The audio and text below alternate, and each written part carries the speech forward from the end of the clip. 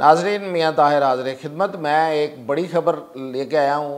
चूँकि solar volar चल रहा है आजकल बड़ा, तो मैंने कहा हम भी ढूंढते हैं। तो वो बहुत बड़ी ख़बर है। वो ख़बर ये है कि सोलर पैनल का मतलब आपको पता है ना। सोलर पैनल का मतलब ये है, सोलर एनर्जी का मतलब ये है कि सूरज से मिलने वाली रोशनी से ली गई बिजली।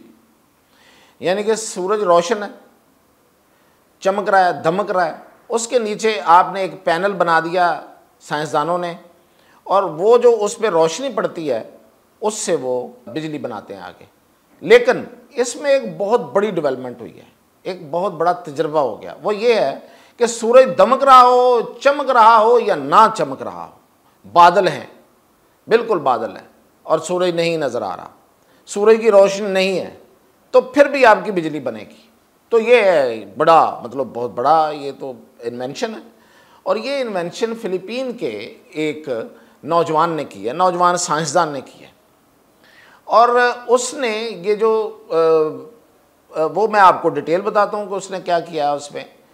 तो असल में इसकी जो बड़ी खबर वो ये है कि आपके यहाँ सूरज है या नहीं है, मतलब बादल हुए हुए हैं, लेकिन आपको बिजली मिलेगी। अच्छा, अब ये किन इलाकों के लिए है? मरी के इलाके हैं, ये जो जितने पहाड़ी इलाके हैं, इवन हमारा जो मैदानी इलाके हैं, यहाँ पे भी अगर बादल आ जाएं तो आपकी जो सोलर की जो प्रोडक्शन है वो कम हो जाती है। लेकिन ये वाला जो तजर्बा है, ये जो नया उसने एनर्जी का ये सोलर पैनल या इसको जो भी उसने नाम देगा, उसके मुताबिक सूरज का मौजूद होना, यानी कि सूरज का चमकते हुए नज़र आना और उसकी रोशनी का आना ज़रूरी नहीं है। तो वो कैसे करेगा?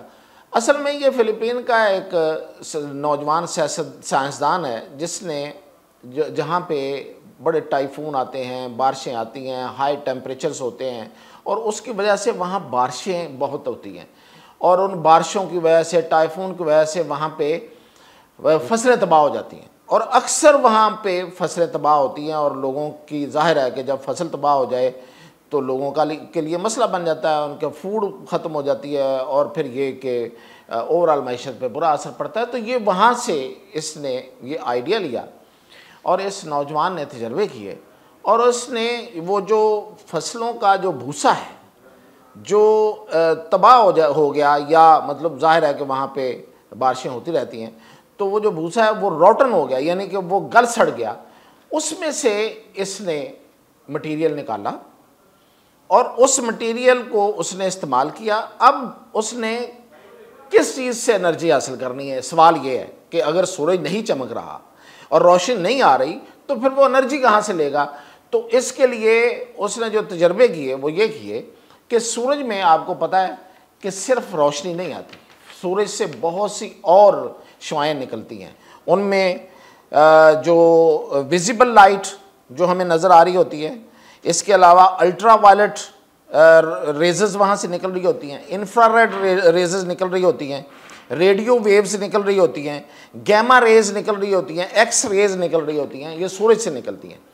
सूरज में एक बाकायदा एक रेडियो एक्टिव एक्टिविटी हो रही होती है, वहाँ पे कोई बहुत एक आप समझे कि एक बहुत क्या किस तरह समझाया जा सकता है कि एक इतना बड़ा कुदरत का वो निज़ाम है कि उसके अंदर कुछ चल रहा है, और उस जलने के अमल से एक हीट पैदा होती है, और उसमें रोशनी भी है और उसमें ये रेजेस भी हैं। अब जो अल्ट्रा वायलेट रेजेस हैं, ये आपने सुना होगा इनके बारे में। वो कहते हैं कि जी आप सूरज की रोशनी में ज़्यादा देर ना रहें क्योंकि आपकी स्किन जल सकती है, और ज़्यादा देर रहने वालों को स्किन का कैंसर भी हो सकता है, कुछ स्किन्स ऐसी होती हैं। और फिर ये कि हीट स्ट्रोक हो जाती है, सन बर्न हो जाता है, आपकी स्किन जल जाती है, हीट स्ट्रोक हो जाता है। तो ये वो अल्ट्रा वायलेट रेज ही हैं जिनकी वजह से ये सब कुछ होता है। लेकिन इस नौजवान साइंसदान ने इसको इस्तेमाल किया। अच्छा, इसकी खसूसियत क्या है? ये जो अल्ट्रा वायलेट रेज है ना, ये अगर बादल हो तो ये आ जाती है नीचे, रोशनी नीचे नहीं आती।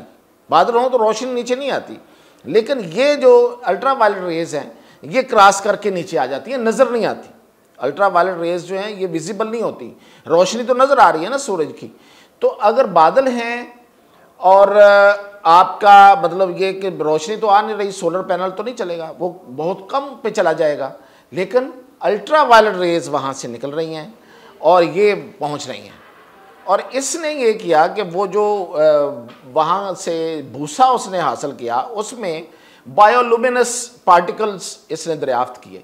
ये बायोलुमिनस पार्टिकल्स जो हैं, इनका कमाल ये है, अल्लाह ने जगह जगह अपने निशानियाँ और अपने ख़जाने रखे हुए हैं।